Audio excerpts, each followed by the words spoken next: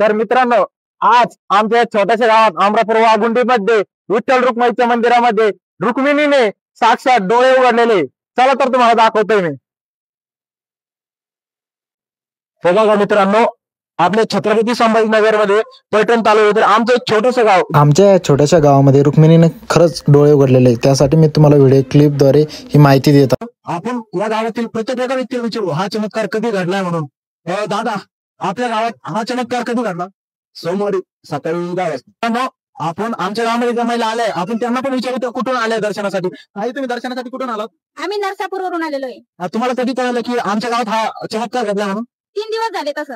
म्हणजे सगळ्या महिला तुमच्या गावातल्या का? हो, आमच्या गावात. आम्ही माहेरी आलो आणि मग आम्हाला समजलं का इथं असं डोळे उघडे देवीने, म्हणून आम्ही इथं आलो.